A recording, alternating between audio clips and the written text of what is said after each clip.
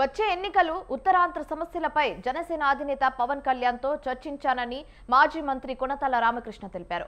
అయితే జనసేన పార్టీ బలోపేతానికి కృషి చేస్తానని చెప్పారు.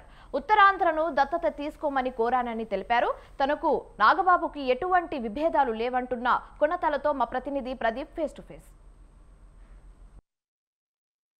రామకృష్ణ ఇంటికి అయితే వచ్చారు. అయితే ఈ యొక్క ఇంటికి వచ్చిన నేపథ్యంలో కొనతాలతో పవన్ కళ్యాణ్ ఎటువంటి మాటలు మాట్లాడారు, ఏ అంశాలపై మాట్లాడారంటూ కూడా కొనతాల మనతో పాటు ఉన్నారు. మరిన్ని విషయాలు అడిగి తెలుసుకున్నాం. సార్ చెప్పండి సార్, జనసేన అధ్యక్షుడు పవన్ కళ్యాణ్ మీ ఇంటికి వచ్చారు, ఇటువంటి అంశాలు మాట్లాడారు సార్?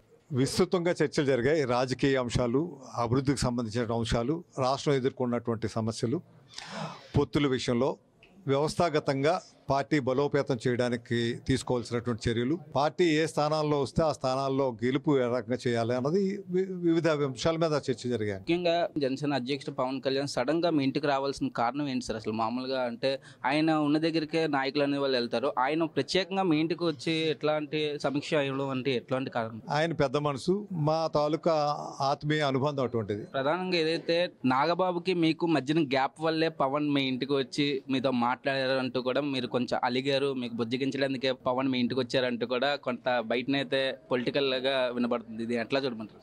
అట్లాంటిది ఏం లేదండి. అదైతే మన నాగబాబు గారు కూడా వచ్చారు, చాలా సౌహృదమైన వాతావరణంతో ఆనందంగా మాట్లాడుకున్నాం, వెళ్ళారు ఆయన కూడా హ్యాపీగా. అలాంటిది ఏం లేదండి. నేను ఊళ్ళో లేను, అప్పుడు కొన్ని కార్యక్రమాలకు వెళ్ళలేకపోయాం. పార్టీ అనేసరికి అన్ని కార్యక్రమాలకు వెళ్ళాం, కొన్ని వెళ్ళగలుగుతాం, కొన్ని వెళ్ళలేకపోతాం. ఉత్తరాంధ్రకు సంబంధించి పవన్ కళ్యాణ్ తో ఎటువంటి భేటీ అయ్యారు, అంటే ఎటువంటి సమస్యలు పవన్ కళ్యాణ్ దృష్టికి తీసుకెళ్లారు? ఉత్తరాంధ్ర కాదు, రాష్ట్ర సమస్యల మీద, రాష్ట్రం ఎదుర్కొంటున్నటువంటి పరిస్థితుల మీద, రాష్ట్ర ఆర్థిక పరిస్థితులు, రాష్ట్రంలో ముఖ్యమైనటువంటి సమస్యలైన పోలవరం కానీ, విశాఖ స్టీల్ ప్లాంట్ కానీ, అదేవిధంగా ఉత్తరాంధ్ర సుజల స్రవంతి 8 లక్షల ఎకరాల సాగులోకి వచ్చే మంచి బృహత్తర కార్యక్రమం, అదేవిధంగా రైల్వే జోను, వెనుకబడినటువంటి జిల్లాలు అభివృద్ధి చేసే కార్యక్రమం కానీ, అటు రాయలసీమలో 4 జిల్లాలు, ఉత్తరాంధ్రలో 3 జిల్లాలు, వీటి మీద కేంద్రంతో ఎటువంటి చర్చలు జరపాలి, ఇవన్నీ కూడా చర్చలో భాగమైనాయి. ఆల్మోస్ట్ గా మీ సీనియర్ నాయకులు, అలాగే అనకాపల్లి మొత్తం అంతా రాజకీయం అంతా మీకు పట్టుదని అంతా తెలుసు, అలాగే ఎంపీగా కూడా మీరు చేస్తున్నారు. అట్లాంటి అనకాపల్లిలో మీరు కాకుండా ఇంకొకరిని అక్కడ ప్రజలు ఆదరించారంటూ కూడా కొంత ఆరోపణ అనేది వినబడుతుంది. ఎట్లా చూడమంటారు? అది దాంతో ఏం సంబంధం లేదంటే. అసలు పవన్ కళ్యాణ్ కి ఇక్కడ నుంచి ఉత్తరాంధ్ర నుంచి పోటీ చేయమని ఎటువంటి ఏమన్నా మీరు ఐడియా ప్రతిపాదన ఉత్తరాంధ్ర దత్త చేసుకోమని కూడా కోరడం జరిగింది. దత్తత చేసుకోవడం కాదు, ఈ ఉత్తరాంధ్ర నుంచి కూడా పోటీ చేయమని అడగడం జరిగింది. ఎందుకంటే మంచి మెజార్టీతో ఇక్కడ గెలిపించుకునే కార్యక్రమం చేస్తామని కూడా చెప్పడం జరిగింది. ఆయన ఉత్తరాంధ్ర నుంచే కానీ పోటీ చేయడం జరిగితే డెఫినెట్ గా ఆయనకు మంచి మెజార్టీతో ఉత్తరాంధ్ర ప్రజలు గెలిపించడానికి అయితే సిద్ధంగా ఉన్నారు. దానికి పూర్తి స్థాయిలో ఆయన ఉత్తరాంధ్రలో పోటీ చేసే స్థానం నుంచి పూర్తి స్థాయిలో ఎన్నికల ప్రక్రియను అంతా కూడా పర్యవేక్షిస్తాను, వ్యక్తిగతంగా నేను పర్యవేక్షిస్తాను. ఆఖరి ప్రశ్న, జనసేన అధ్యక్షుడు పవన్ కళ్యాణ్ మీ పట్ల ఎటువంటి నిర్ణయం తీసుకున్నా రానున్న ఎన్నికల్లో మీరు అదే అంగీకరిస్తారా? తప్పనిసరిగా.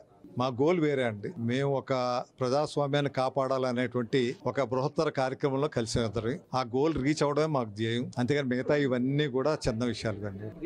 జనసేన అధ్యక్షుడు పవన్ కళ్యాణ్ ఏదైతే ఈ యొక్క కొనతాలతో భేటీలో ఎటువంటి అంశాలు మాట్లాడారో, ఉత్తరాంధ్రకు సంబంధించి ఉత్తరాంధ్ర సమస్యలను కొనతాల పవన్ కళ్యాణ్ దృష్టికి తీసుకువెళ్ళడమే కాకుండా, అలాగే ఉత్తరాంధ్రలోని పోటీ చేయమని కూడా కొనతాల పవన్ కళ్యాణ్కి యొక్క అభిప్రాయం అయితే చెప్పడం జరిగింది. అయితే ఏదైనా సరే జనసేన అధ్యక్షుడు పవన్ కళ్యాణ్ కొనతాల ఇంటికి కూడా వచ్చి కూడా ఆయన కొనతాలకి ఎటువంటి పరంగా కూడా రానున్న ఎన్నికల్లో ఎటువంటి పార్టీ తరపున బలంగా ఉంటుందంటూ కూడా కొనతాలకి అయితే పవన్ కళ్యాణ్ తెలపడం జరిగింది. కెమెరామెన్ సౌత ప్రదీప్ శాఖ స్వతంత్ర.